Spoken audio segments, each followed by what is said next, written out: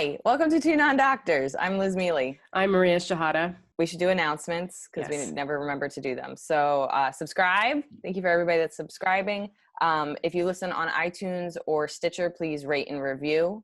That always helps us. It makes us feel good about ourselves. Subscribe to us on YouTube. We, you can see our faces instead of just hearing our lovely voices. Thank you to all of our patrons. And those of you who aren't patrons, if you are interested in early access, bonus episodes, you get a sticker if you join our $5 or more tiers. Check out our Patreon, Two Non-Doctors. So I've been having really bad neck pain. I know you know this because I've texted you multiple times about my bad neck pain, which I think is all emotional, if I'm being very honest. I didn't do anything. I've done nothing to justify my neck pain, but it was getting really bad. And there's a massage guy that Justin, when I was getting ready to run the marathon, he bought me like a gift certificate to see this guy. He was just like, so you don't injure yourself. And then of course, as soon as I started training for the marathon, I was like, oh, I absolutely need this. Like just as soon as you start running more than 2 miles, your body's like, what are you doing?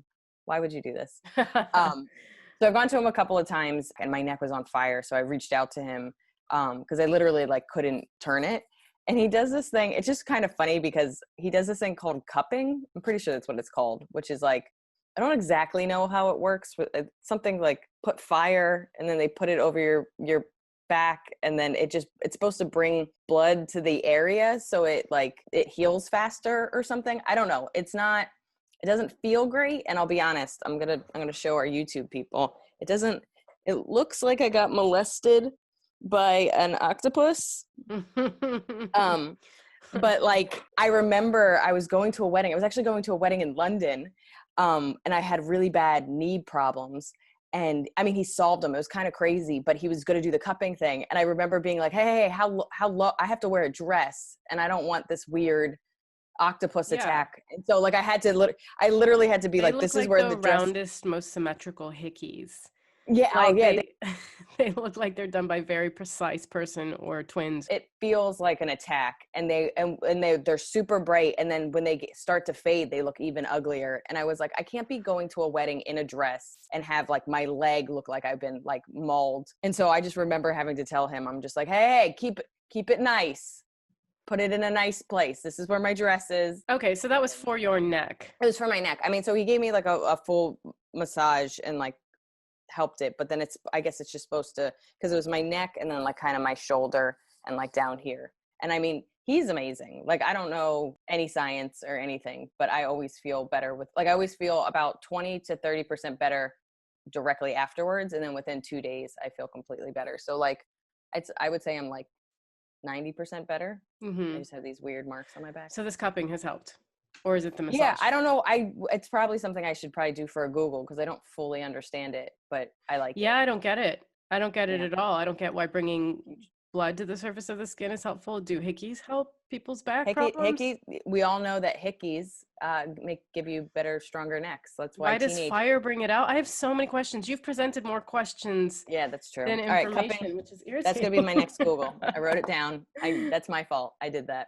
Yeah, okay. How are you doing, Cupcake? How am I doing? I'm good. I've been gigging. I feel like I've talked shit about gigging and comedy throughout this podcast since March, going like, I don't need it. I don't miss it. Y'all are like losers for missing it. I don't know if I said that one out loud, but you know what I mean? Like, I just feel like I was so like too cool for everything. And, but like, since I've been doing comedy, I'm like, I miss it. I got to record my special that's coming out. Like, you know, and it's been fun. It's been weird. It's nice to miss stuff. I mean, missing stuff kind of helps. Granted, I've been doing it at Top Secret where it's like that fucking comedy club like is magic. Okay, let's do fan mail. Our fan mail is from Jade. So her thing was talking about earwax. Like a while ago, I was talking about thinking my ears were clogged. And she goes, without revealing the genetic status of my earwax, wearing earbuds all the time messes one up and you need to do maintenance more often. I like peroxide to clear them out and making sure to submerge my ears in a very warm bath long enough for the wax to soften. But I really do believe that earbuds, maybe we didn't futz with it as much before, but because they become a daily apparatus, it has messed with them. And so I've always kind of known that, like, that's always been something I've been aware of, but I wanted to kind of look it up more. And it says, aside from carrying dirt and bacteria, earbuds can actually increase your earwax buildup. Since our ears are designed to be self-cleaning, wearing the earbuds, whether it's over the ear or in the ear, can trap earwax that's supposed to be carried out. And that excess earwax buildup leads to impacted earwax that can affect your hearing.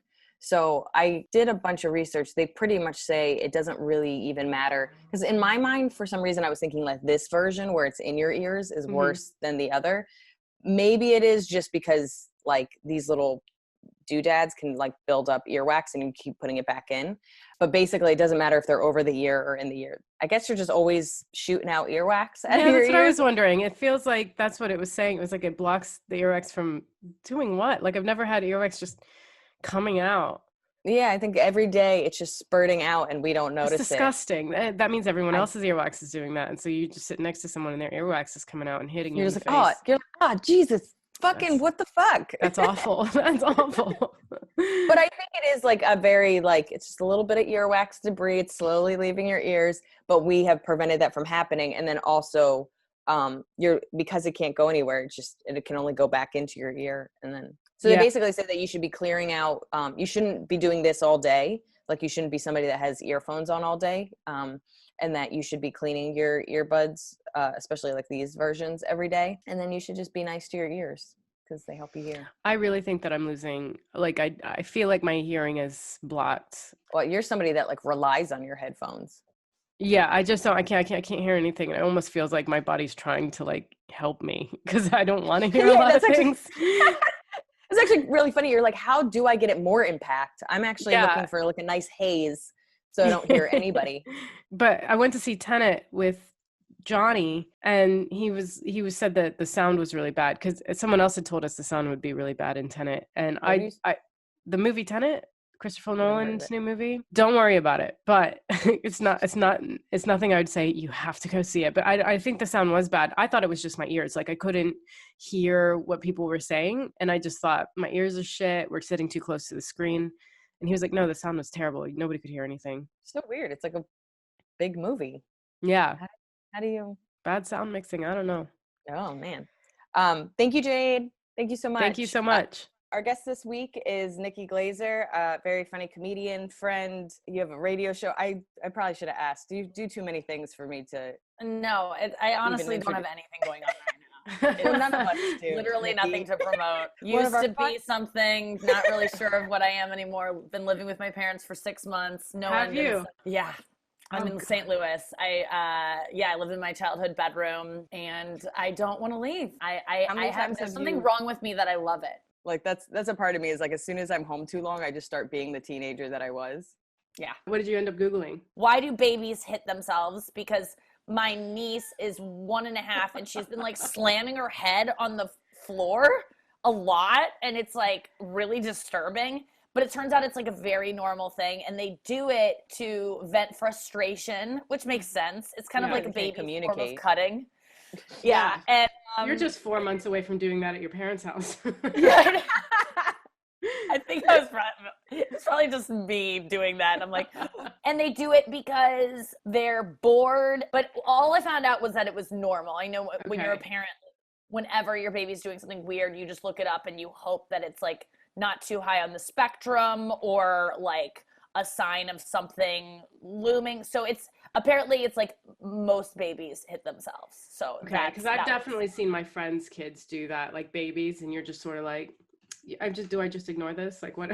Yeah, she just goes like this sometimes. And I'm like, you're not stupid. I looked up statistics of millennials going on less dates because I heard it on The Social Dilemma.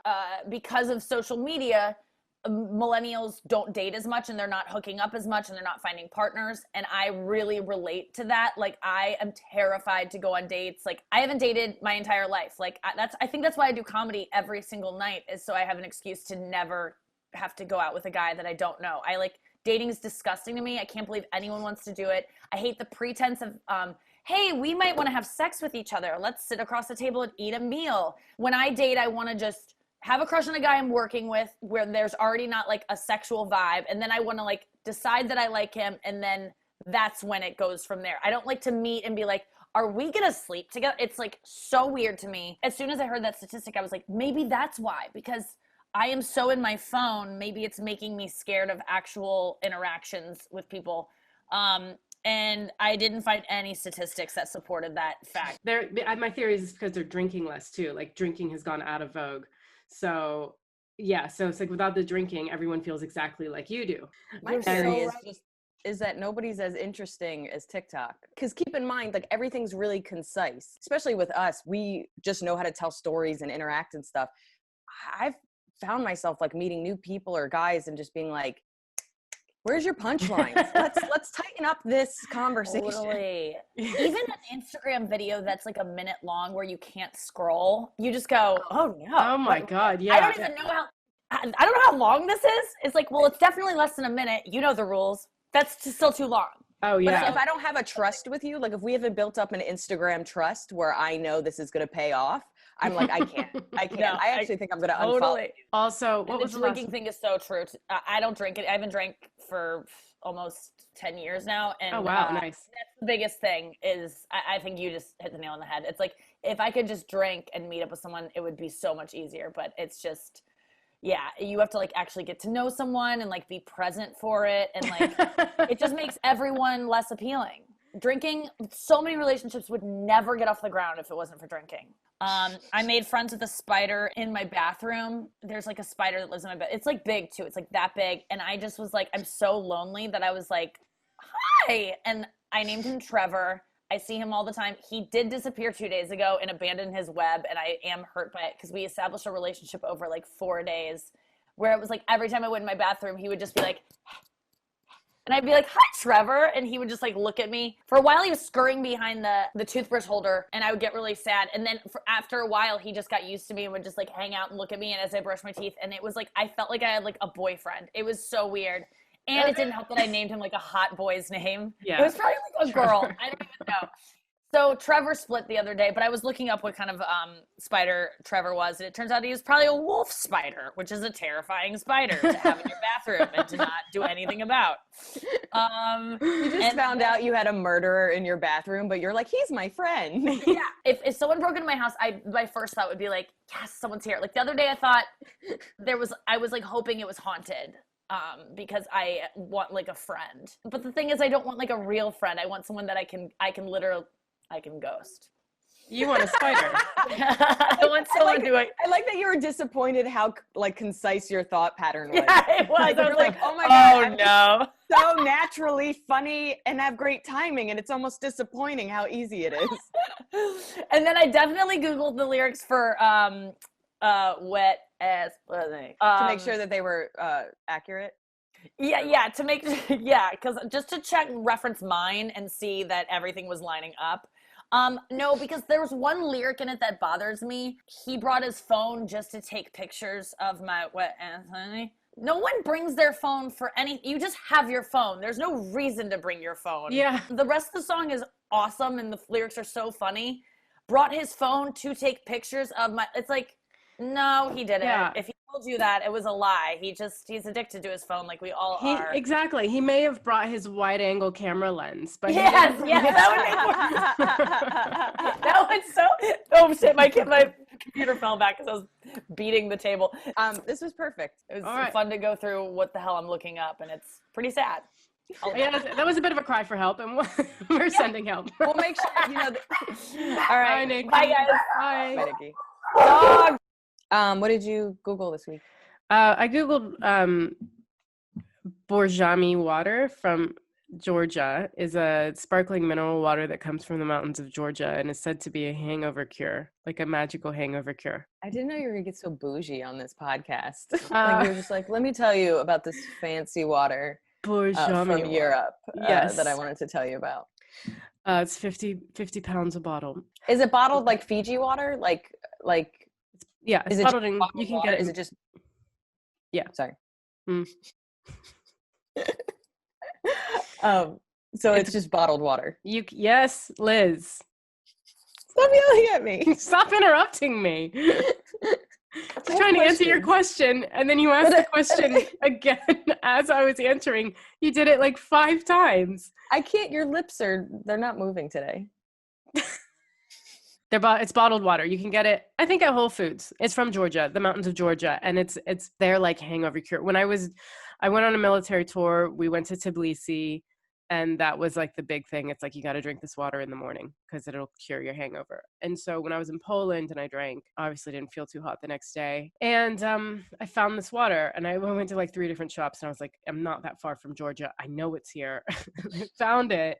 The thing is it does make you feel better. Like physically, you can do things again and be around humans, but it doesn't do anything for the like emotional hangover, which I don't think enough people talk about. Yeah. I was gonna say, you're putting a lot on a bottle of water.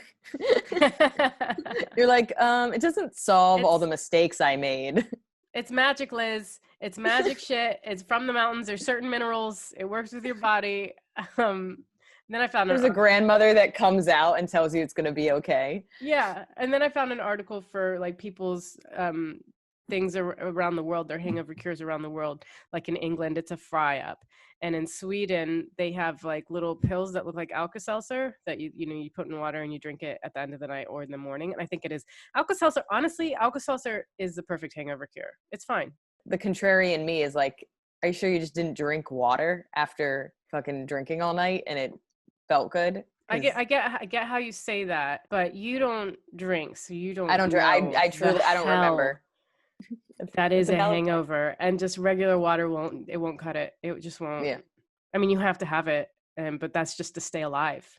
But you need this extra boost to feel like a human again. But did they say anything if there's anything special in the minerals? Well, that's what I was looking for, but I couldn't find anything but stories about people like trekking up to the mountains, and some queen's daughter was sick and then it got cured, and then the Russians like commercialized it in the 1800s, but nobody said what the fuck is in the water.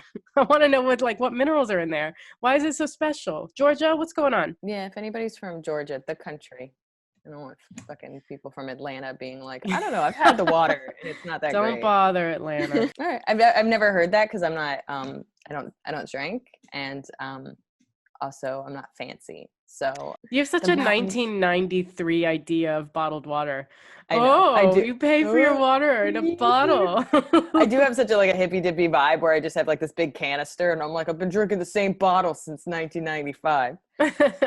Mine was, does castor oil help with hair growth? So I went to get my eyebrows threaded, and you can't really tell on camera, but like it's a little thin right here. I don't think much of it. I don't really care. But the woman's like, you need to put castor oil on there to help thicken out your eyebrows. And I've heard of castor oil. I actually own My woman said coconut oil. Really? Yeah. So it's fun. And I read about coconut oil too. My whole thing is I already had it. I didn't have to go buy it. So, this woman tells me, I go, what's the harm? I already have it. I forget why I bought it. I bought it like 3 years ago and I don't think I used it. So I just started applying it without even thinking. I was like, it can't hurt. And then I was like, these things can hurt. I'm going to research it. It's honestly, everything I read online is pretty mixed. Like, it's like, there's some people that are like, yeah, it'll do something. And then there's some people that are like, I mean, it's not going to hurt you, but it's not going to do anything.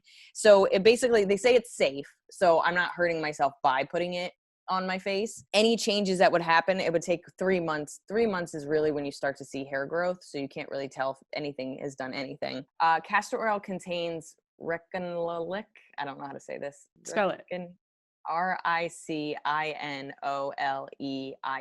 Ricinolic acid, which treats scalp inflammations and diseases. Castor oil moisturizes and softens hair, maintaining moisture level in your hair. And then castor oil aids blood circulation, therefore results in faster hair growth. Since it's moisturizing in nature, it can be used to treat dry scalp. So everything seems to lead that it doesn't actually make your hair grow as much as it just kind of is nice to your hair and it continues to grow. Like, it just, if something is hindering your hair growing, it kind of makes it a better place. So like, even the bottles, like it says you can mix castor oil with your shampoo and it'll soften your hair. And then if you have dandruff or like I said, I still have my eczema, it might kind of soothe that and make it, because like a lot of the times when your scalp is agitated, it hinders your hair growth.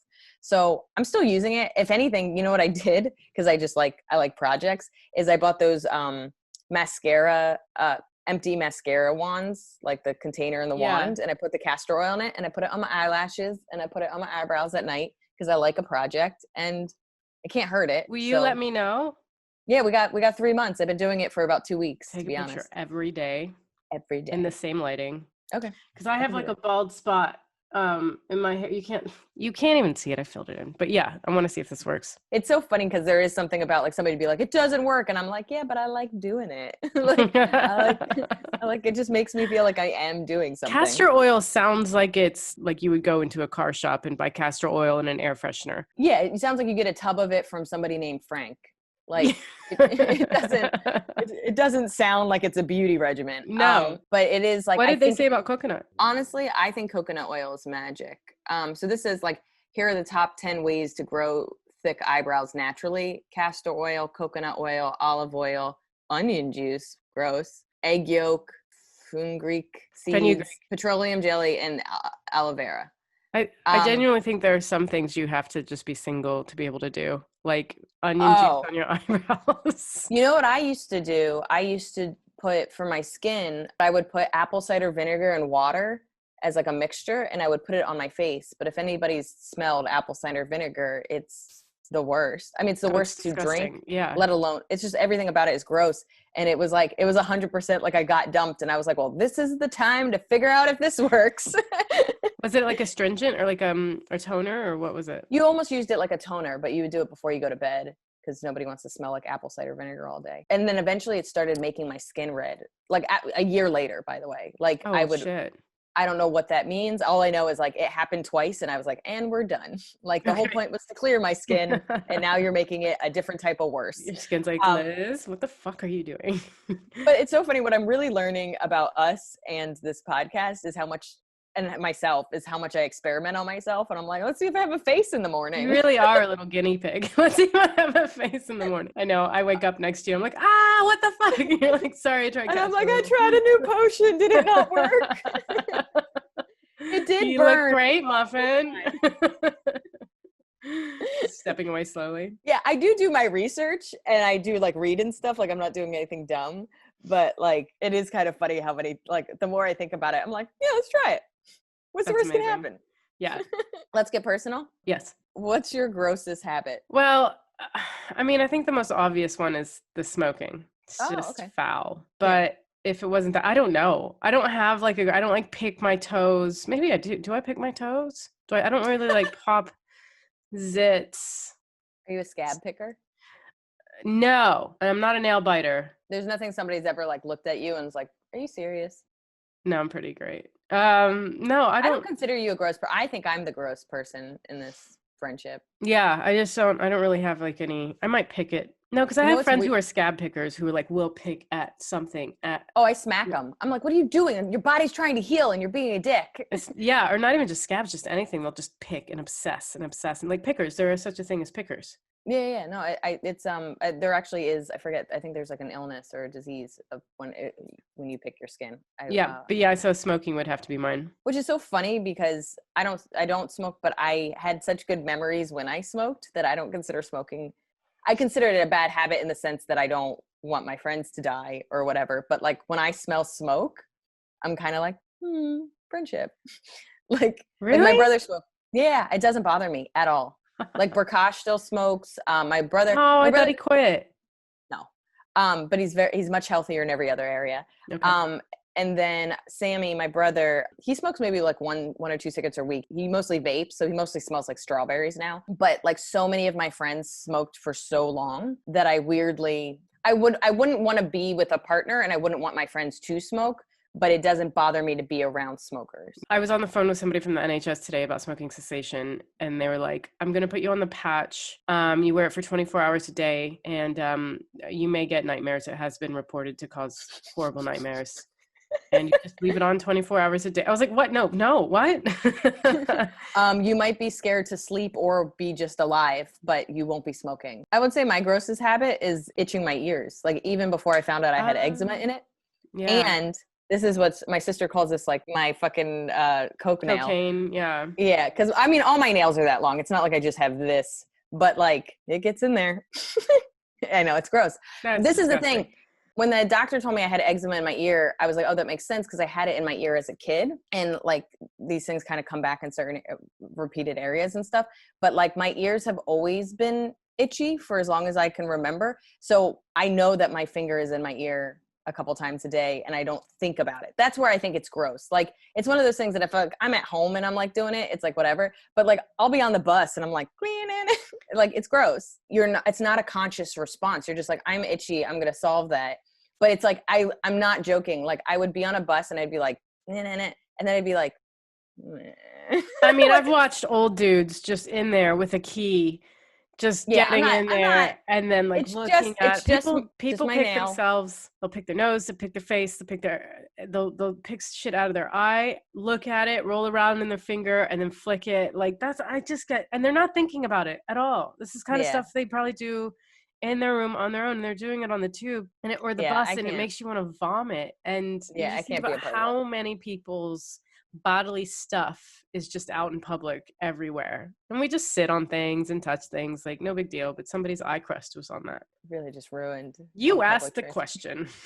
That is true, especially since a couple episodes ago we talked about me being a diva, and I just really wanted to humble us so that people knew that we're just like you. We're just like you. Like, we have to get famous first, Liz. Okay, we should get into our topic. Okay, so our topic this week is like phone internet addiction without even discussing, because we're on that wavelength.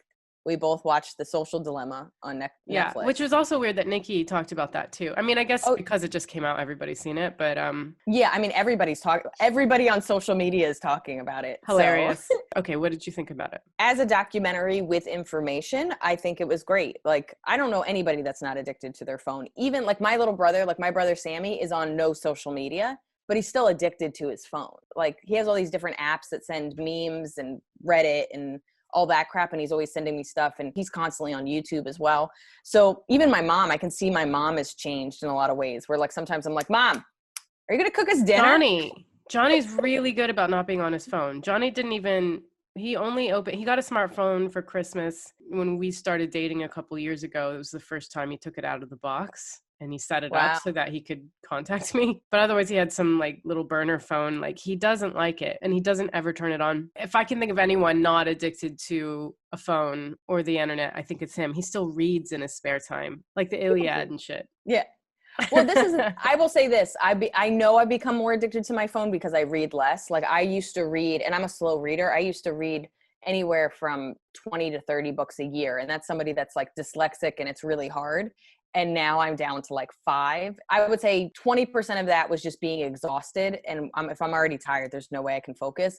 But the rest of it is my phone. And I'm reading articles. It's not like I'm not doing any reading. So, but like, let's be honest, it's not the same as sitting down and reading a full book. No, an article's all bullshit. And how do you read articles? So you skip the first bit because it's them setting up like you're already like pulled in by the title. And then the first bit is like the bullshit that they have to say, right? So you get to the bold stuff and then you kind of skim within that. Yeah, and then they prove that I'm right. Like I'm reading the article to be proven that I'm right. Chocolate makes you healthier. I will read that. I do feel like I write a lot less. I used to write in high school. I used to write like up until actually like the first few years of stand-up, I was a writer. Like I had notebooks upon notebooks upon notebooks. And like I had a stronger voice. I just knew what my voice was. I got one article out in the past like 4 years and I was so proud of myself. I had a tweet that there was a hashtag describe Twitter badly. And mine was, I used to be alone with my voice. Now I'm alone with all of yours. Like I don't think I realized, and now that I have realized, I know it's not changing, just how much of my time was being sucked into this phone. I've sort of lost that connection with that voice that goes, oh, this would make a great blog. Like on MySpace, even MySpace, it was social media, but it had that, you can write blogs within it. And I would walk to work, sit down first 15 minutes at work, I would write a blog and, like something would click and be like, this would be a good thing to say. And I've lost touch with that completely. Well, what it really kind of shows, and I'm 100% guilty of this, and I think I have a decent balance with it. I can put it down. The only thing that I know that is like pure addiction is like, if I can't see it, I freak out. And I don't know if that's because at this point, it's like one of the most expensive things I own. You know what I mean? Like there's a part of you that's like, I paid a fair amount of money. And my phone case is a wallet. So it has my license, my credit card, and my subway card. And everybody goes, you shouldn't do that. Well, I've never lost my phone, so go fuck yourself. Knock on wood, everything. But I know there's an addiction because if I can't see it, if it's not there, I do have that kind of, oh, my baby. Like, I was like, oh, God.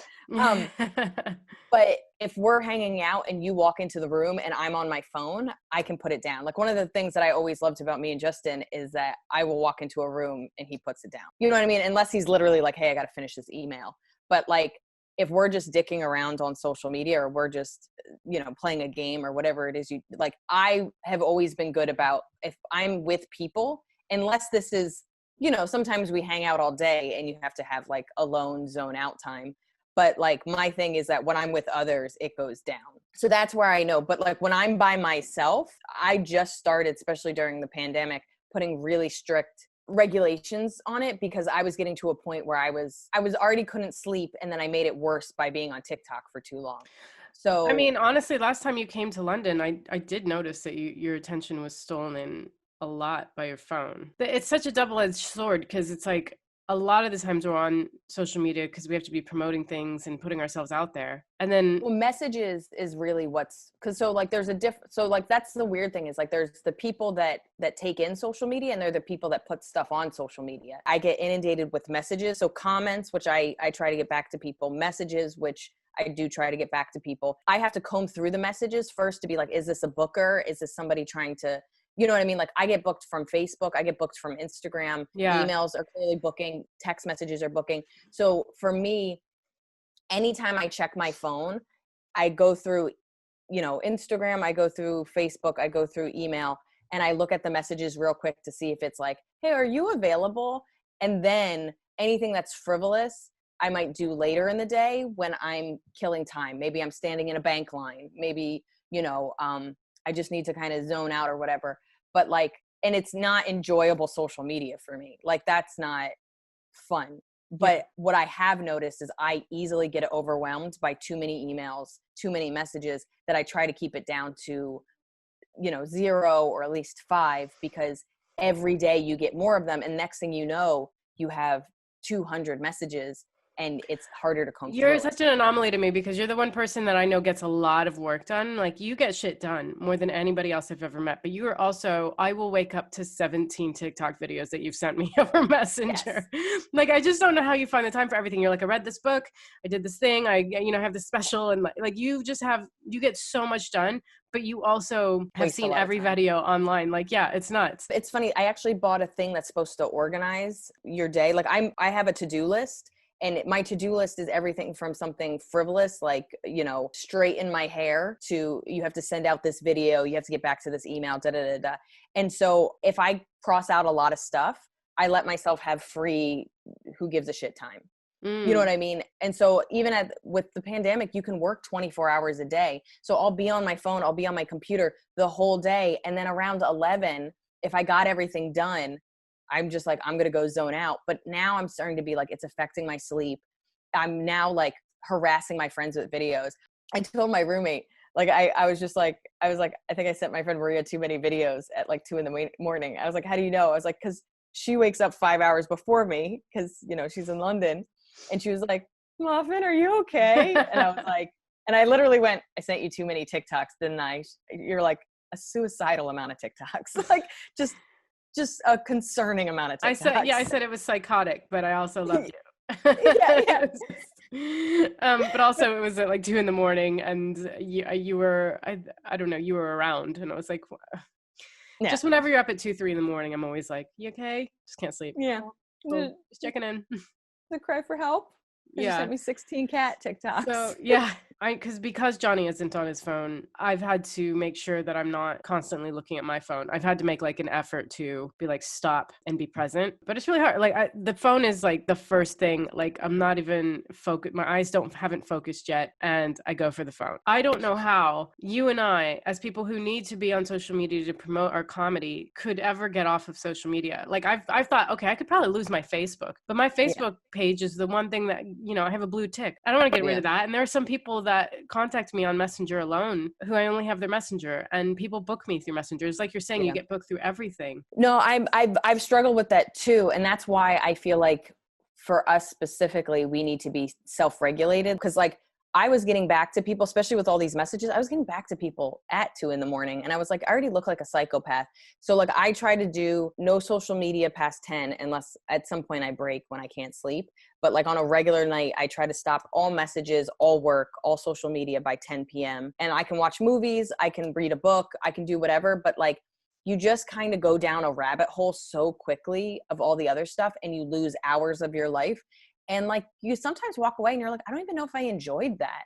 Like, yeah, you know what I mean? Like if I watch a movie, I could be like, I learned something, or that was exciting, or, you know, hours would go by. I would watch too many TikToks, or I'd watch too many YouTube videos sometimes. And I'd be like, I don't even know if I was happy or if that was what I wanted to be doing. Honestly, I'm going to say TikTok is the most addictive thing for me. Like, I'm not even exaggerating. There's a way to kind of keep it so that when it opens, it's just on your alerts, like who's liked your video, who's left comments. Mm-hmm. But when it's on where the next video shows up, like the public, I literally am like, I don't want to get sucked in. Like it just, it's weird because TikTok for me is the least appealing one. I hate TikTok. I hate being on it. I hate the notifications are all fucked up. Sometimes I get notifications and it'll be 2 and nothing's there. I have no notifications. That has been, that was one of the things they said in the movie. And that's what I've always been proud of. I think, and that's where I really do start to think I'm ADD. I cannot handle notifications. I hate them. They overwhelm me and they make it impossible to work. The only notifications I have is for text message and for missed phone calls. So my phone's right here. The only reason it lights up is because I get a text message or I get a phone call. I don't have it for emails.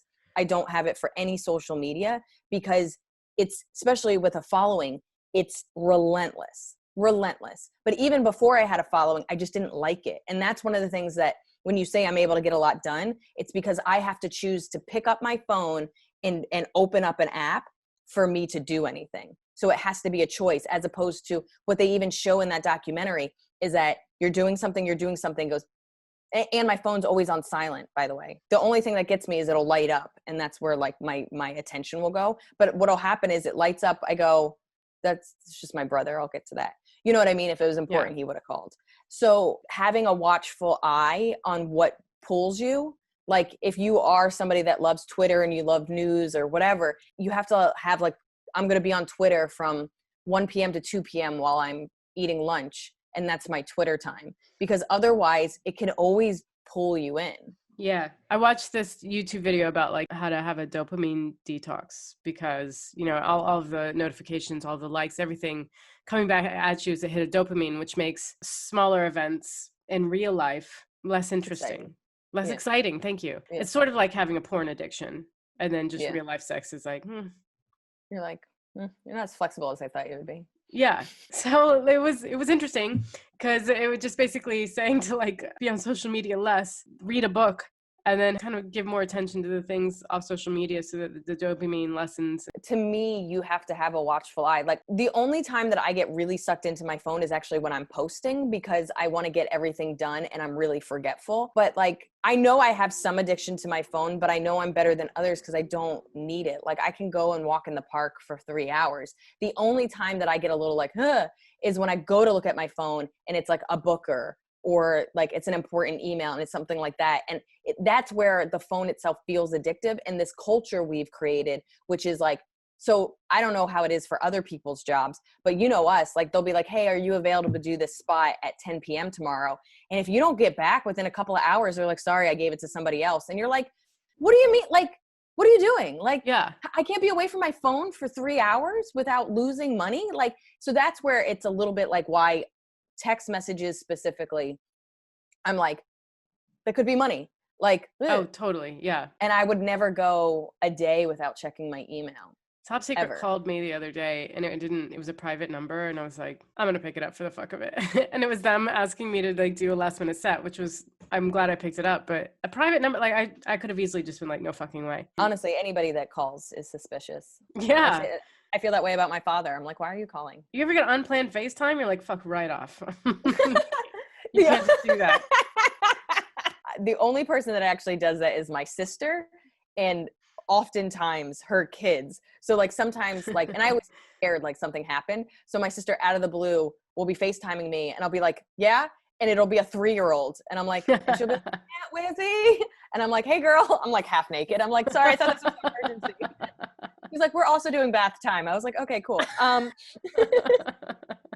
Think of everything that can be addictive, whether it's alcohol, drugs, food, porn, you said. Like, there's certain things that, like, if you don't have some kind of parameters, knowing that you have an addiction to it, it's just gonna kind of explode. But because it's actually very similar to food addiction, or like binge eating or overeating, because you have to eat to survive. So it's unlike alcohol. You can just take alcohol out of the picture. You can avoid it.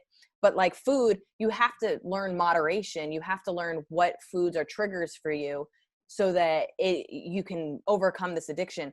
Phones, we need them. It's a part of our life. You really can't, especially us, but like even normal people, if you're not really attached to your email and your text messages, you lose out on opportunities. So you have to find a way to regulate it. I think you can set parameters. So like most people have office hours. So your boss can only be on you. And I know there's tons of exceptions, but like your boss can only from 9 to 5 have this leash on you. But when you have a freelance job or whatever, I still think you can set hours. Like I tried to set like 10 to 10. And that's just for me getting back to you. Having your own, I'm not going to get back to people. And then I think people start to learn your habits. Like if you're the person that's getting back to people at 2 a.m., they think they can email you whenever they fucking want to.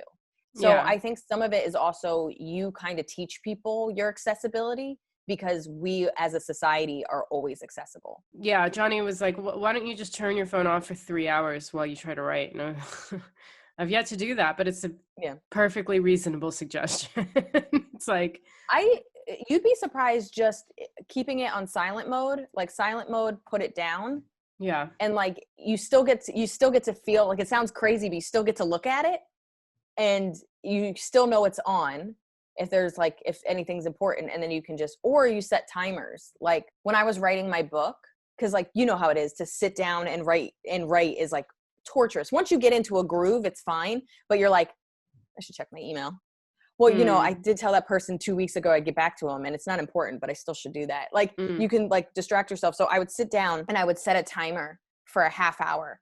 And if I sat and I didn't check anything for a half hour, I was allowed to check social media for 5 minutes. And then I would set a 5-minute timer. And I used it because they talk about it in the movie that it's a pacifier. I have always said, I have a joke from my special that like I used to be in the bank line and anybody that slowed up the bank line, I was like a monster. I was like, what the fuck are you doing? And now I see some crazy lady at the front of the line and I just look at cat pictures because I'm not present. And that's funny that we did an episode on Power of Now where it's like, live in the moment, just enjoy life. But like, unless you're in line. Yeah, sometimes life is awful and you need something. Like, it's like when you get stuck on the subway, I don't know if you guys have Wi-Fi on the tube. If you get stuck on the subway, but you're at a station, you have Wi-Fi and you have service. So it's like, I'm less angry when I get stuck in between or like at a station as opposed to it's in between and and I'm just like, just alone here with my thoughts. I hate it. It is a pacifier and I do think there's benefits to it, but at the same time, people aren't feeling their own feelings. They're not thinking their own thoughts. They're getting angry from some dude in Minnesota that believes, you know, Black lives doesn't matter. And now you're wasting, like the amount of times I've wasted my life arguing with somebody that just wants to piss me off. And what is it, like that energy vampire? Like, I also think the other part of it is like, you're watching the news that sucks your energy. You're reading some person you're barely friends with. It was like a friend of a friend from college. You don't even know how you became friends with them. And they're saying some bullshit, ignorant shit. And now you're angry about that, even if you don't like talk to them. If you read a book, whether you like it or not, it was a choice. But we get inundated with things that we're not choosing. I'm now reading about, you know, somebody's grandma's in the hospital. And I'm like, that's sad, but I don't even know you. I don't know you or your grandma. Like, I don't even know why I follow you. What a waste of time. Like, that's where it starts to get to, is just like, it's not even a good use of your time half the time. Like, there are times that I'm on social media and I'm like, I learned something, or it recommended a book or whatever. But that's why I've always been like, YouTube hasn't been too much of a waste of time if I keep to the channels that I like. Podcasts aren't too much of a waste of time because I decide I'm going to subscribe to these podcasts and these are the people that I've decided have value in my ears. And then there's books, which again is like a choice, and like Netflix, which is like a choice.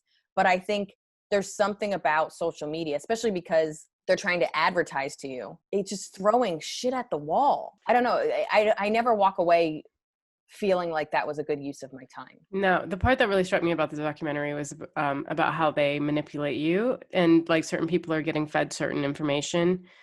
And Yes. and so the interviewer was like, how far do you think this, like, how bad do you think it'll get? And he was like, civil war.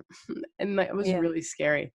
Yeah. But like, that makes so much sense though, because like, so they basically can tell like, okay, they probably know that I'm a feminist, I'm a liberal, that I care about cats because that's all I see. Basically it learns you. And so it's like, if I read this New York Times article about whatever, it's going to send me more New York Times. It's going to send me more liberal stuff. It's going to send me more whatever.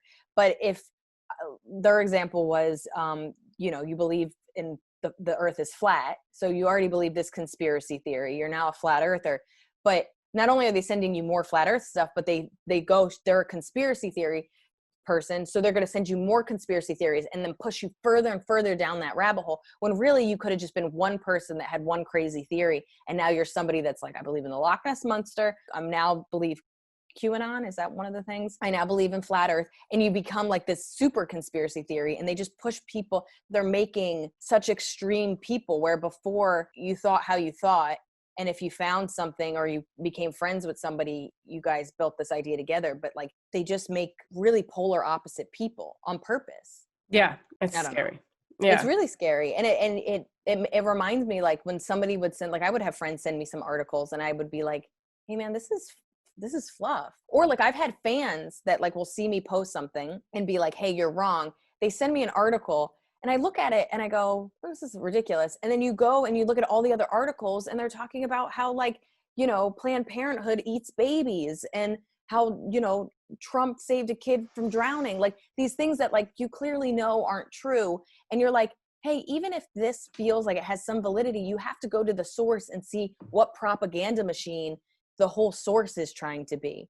And so I've always looked at an article and been like, who are these people that are writing it? Is this a real newspaper that has fact checkers, that is has some validity? But like, a friend sent me something from the New York Post during the pandemic, and she's like, things are so bad. Everything is bad. Look at this. And I was like, first of all, this is written like a child wrote it. It's some of the worst writing I've ever seen in my life. yeah. But I was like, I don't have to tell you, I've been looking at articles from the Post for the last 15 years. It's all sensational. They've always, before even clickbait, they were newspaper clickbait. Yeah, I mean, at least like we all sort of knew, but nobody knows anymore. It seems like there's so much misinformation out there and everybody's just going for it. And like, we sort of joke about all of our misinformation, but we're obviously being silly, and we're just going off what we learned off the internet, but we're saying don't trust anything off the internet. I just worry because like they just did an article about like how many people in the Gen Z generation and millennials knew about the Holocaust, and it was a low percentage of what people believed about the Holocaust, like how like nobody knew 6 million Jews had been killed. The low number of people could even name one concentration camp. I understand the further away you get from history, like already it's so unbelievable that already it's going to be a bit like that didn't happen. And then any information out there that confirms that, people will be like, yeah, that's ridiculous. That didn't happen. And that's really scary. It is. Lewis Black had a tweet, and I'm going to misquote it, but it was something like, before we could even debate this, we all have to agree what reality even is.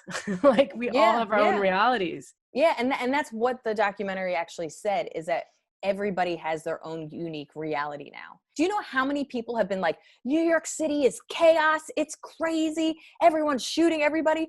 And then like, me and my running buddy are like in the park and we're like, people are having picnics. I don't know what, like, you know what I mean? Like, I'm on the subway. I've gone to pretty much every neighborhood so far. The best ever was, this will really show you how toxic social media is. I forget who she is. She was like probably some Fox lady. I don't know.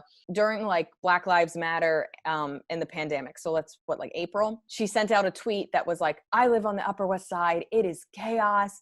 My neighborhood is destroyed. It is in shambles. And then, I forget the woman at SNL, 80, I forget what her name is. She was like, we live in the same building. I just left and everything's fine. What are you talking about? And then she went back and she was just like, oh, I'm actually in the Hamptons right now, but everybody told me that it was really bad. And I feel like I needed to let my community know. And she's like, fuck off. Like that was such a perfect example of somebody trying to mix with people's emotions, send a message that, you know, whatever she felt about, you know, the protests and what was going on in New York City, and try to let people know that things are happening and it's being destroyed. And she was like, what are you talking about? That's ridiculous. And you're not even here. So you're just spreading misinformation to spread misinformation. I actually wish they talked about this. We're in an influencers culture. You have these people that are like, she's a model, she's an actress, and they're like, hey, I take this type of tea and I've lost 10 pounds. I almost got some lip gloss from Lady Gaga, and I was like, stop it. You don't need lip gloss. Like, yeah. What does Lady Gaga know about lip gloss? Nothing.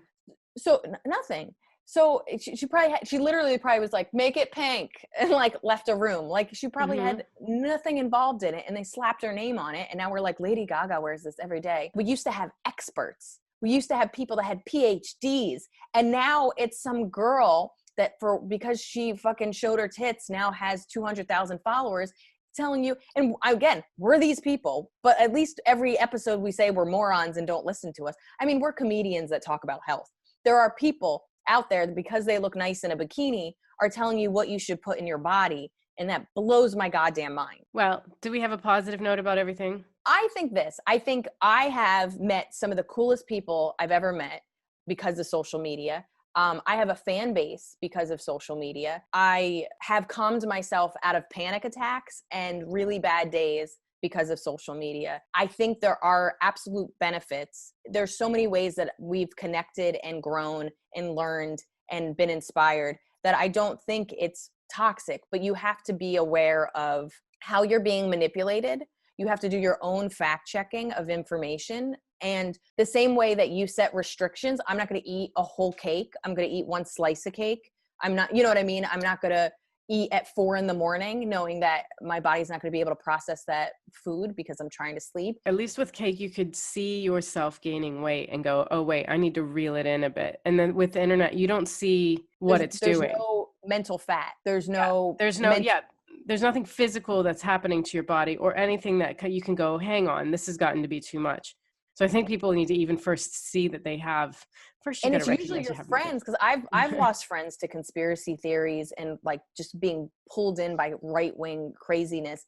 And it's hard because you have to be like, hey man, I think you're being influenced by these outside sources and you're not being yourself anymore. And there's no getting through. Like it's heartbreaking, honestly. But then also having boundaries. I'm not going to spend 6 hours on TikTok. I'm not going to watch it before I go to bed because it could make it difficult to sleep and make me feel like I'm not processing real information. That's the biggest thing that you can do, because there are benefits, and we have changed as a culture in a lot of really positive ways. The Women's March, Black Lives Matter, even just get the vote out, all that stuff had even more impact than it ever has in history, because we can have these Facebook groups, because we can have these ways of virally spreading posters and videos and stuff. So there's so much good that has happened from it. We just need to put parameters on it and a little bit of restrictions. And that's what it said in the documentary, is that we don't need to get rid of this stuff. But their example was, you couldn't show certain commercials to kids on Saturday night or Saturday morning cartoons. And none of those restrictions are on the internet. So we're just letting kids watch whatever they want. And now you have like a 17-year-old with a gun killing people that he shouldn't even have in the first place because he's watched too much propaganda. So I think it's about having the same regulations that we decided were healthy for TV for the internet. All right. Well, until then, you got to self-regulate. We would love to hear. I think get on that internet and tell us. Get on our Instagram. But no, you can write to us at 2non-doctors@gmail.com. I would like to hear, like, if you felt like you had an internet addiction, if you're struggling with it now, things that you're trying to do to fix it. If you're one of those people that doesn't have anything, I love to hear the people that, like, you're like, I don't have a phone. I don't, you know what I mean? Like, I think Bill Murray doesn't have an agent. He just has a voice message machine. Yeah. I mean, you have to be famous and rich to be able to be like, I'll get back to you when I get back to you. We were playing this game the other day. We had to figure out like what celebrities, we had to name celebrities who weren't on social media. And it was like, oh shit. It's like 3. But yeah. And I have the utmost respect for them. But they had time to build their name outside of it before social media became a thing. Follow us on Instagram. We're there. 2non-DRS. And then Twitter and everything else is 2non-doctors. We appreciate you. Bye.